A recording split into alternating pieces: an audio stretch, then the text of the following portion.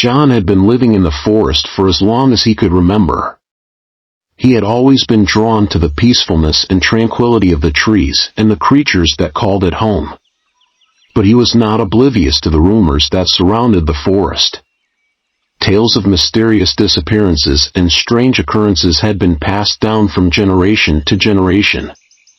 But John never paid much attention to them. He was content with his simple life in the forest. One night, as he sat by his fire, roasting a freshly caught fish, John heard a faint whisper. He brushed it off, thinking it was just the wind. But then he heard it again, this time louder and more persistent. He got up and looked around, but saw nothing. Shrugging it off, he sat back down and continued eating his dinner. But the whispering didn't stop. It grew louder and more menacing. Suddenly, John felt a cold chill run down his spine. He looked around once again, but this time he saw something. A shadowy figure standing just at the edge of his campfire's light. He couldn't make out any features, but he knew it was not human. Fear gripped John's heart as he realized he was not alone in the forest. He quickly grabbed his axe, ready to defend himself. But the figure disappeared as quickly as it had appeared.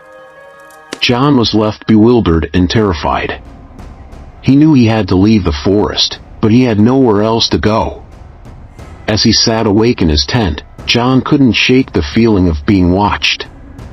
He could hear footsteps circling his campsite, but every time he looked outside, there was no one there.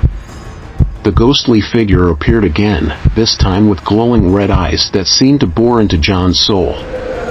John was paralyzed with fear, unable to move or speak.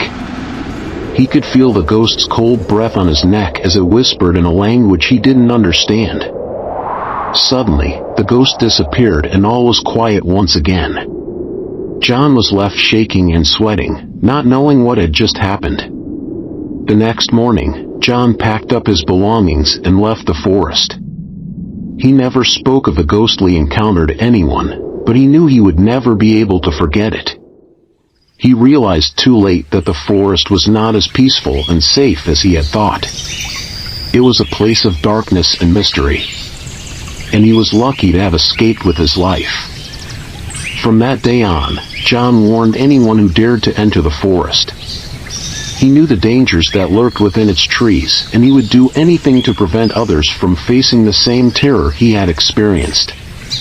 The ghostly encounter had been a wake-up call for John, a reminder that some mysteries are better left unsolved.